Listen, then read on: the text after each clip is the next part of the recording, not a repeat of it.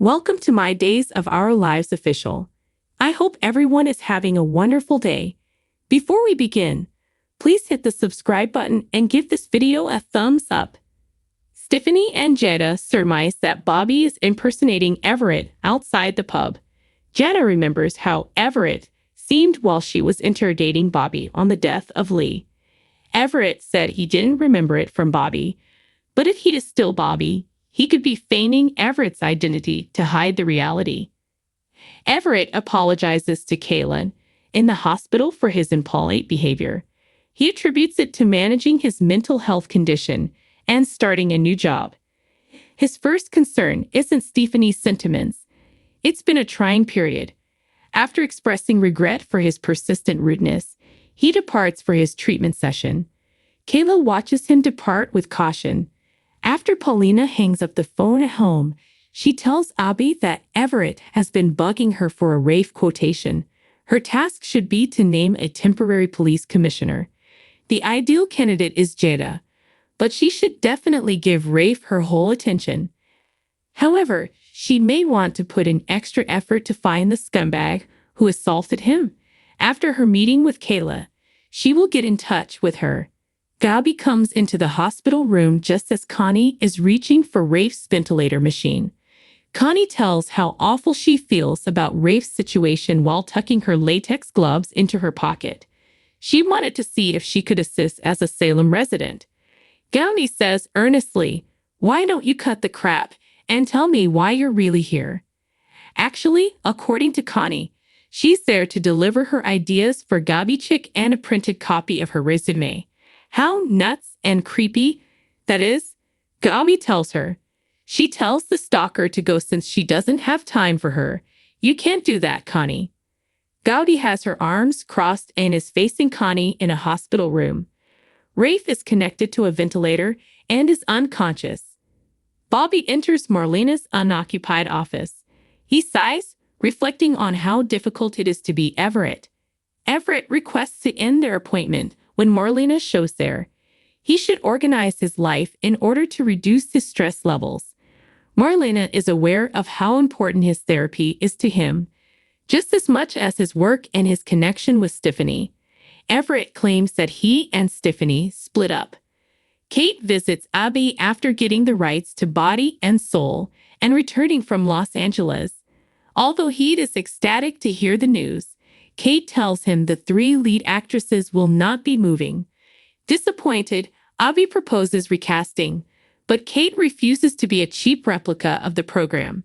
Perhaps they can rethink the whole concept. Then Abby regrets. It wouldn't be his program. Kate enumerates the several tasks and individuals they must recruit. They have a steep learning curve to climb. Kayla informs Marlena in a medical appointment room that her test results are excellent. Her modestly raised cholesterol is the only thing that worries her.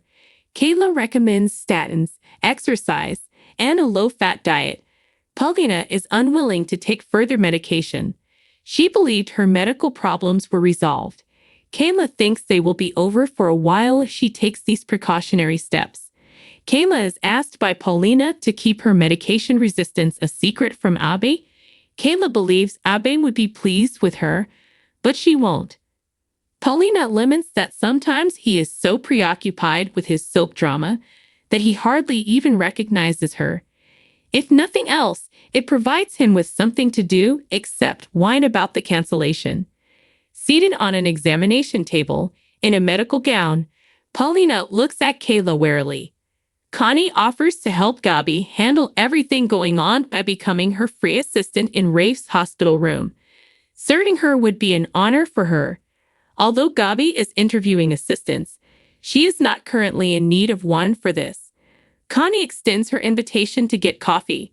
Connie quickly leaves as Gabby gives her at Marlena's office that asking Stephanie to stay behind while he recovers didn't seem fair. He's beginning to experience some of Bobby's emotions as well. Marlena calls that development, albeit cautiously. He requests to be hypnotized once again and declares that he is ready to confront his history. Marlena places Everett underneath. Everett sobs as he remembers being struck by his father with a belt. He shouts for him to stop. his eyes firmly closed. Jada receives a call from the station outside the pub. She yells over the phone to not provide Everett, who has phoned 3 times, with any information about Rafe's stabbing. She wonders what's going on with Everett after hanging up. Stephanie says Bobby should have stabbed Rafe to make way for Jada. The timing of his release from Bayview, according to Jada, makes sense. Stephanie remembers seeing him that day in his hotel room. Perhaps he cleaned off evidence as he was leaving the shower. Perhaps she's read too many murder mysteries, too. Jada remembers Bobby at Bayview reading a mystery. Stranger notions she's heard prove to be accurate. In the hospital lobby, Connie becomes upset with Gabi's coffee order, calling her a diva bitch while holding a to-go cup. Connie will make Gabi pay for what she did to Lee once she figures out a way to get rid of Rafe so he can't bring her to justice. She brings the coffee to Rafe's room after spitting in it. Gabi said she was astounded by Connie's ideas and resume. Right now, she could use someone similar to her for a trial period. Connie is eager to get going. When Marlena awakens from hypnosis, Everett is sobbing. It is only now that he can recall his father tormenting him.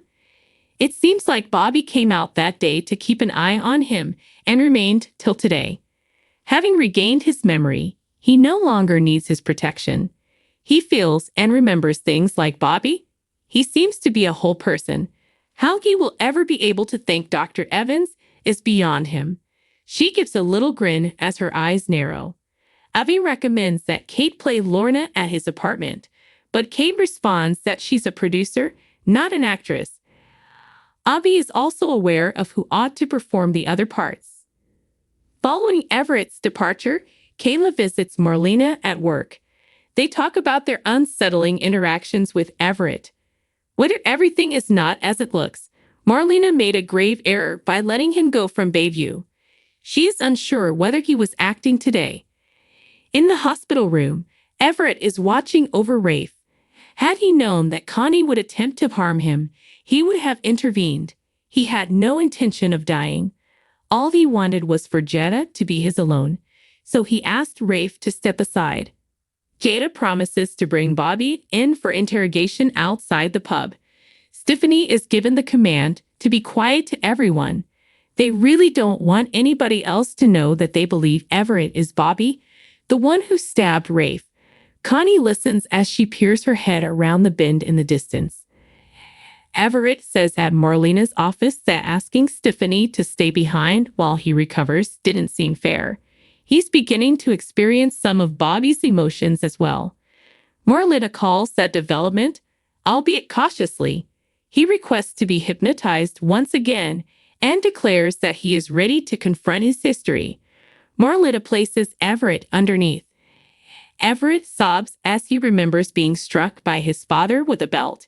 He shouts for him to stop, his eyes firmly closed. Thanks for watching. If you liked this video, so please don't forget to subscribe my channel and don't miss any update.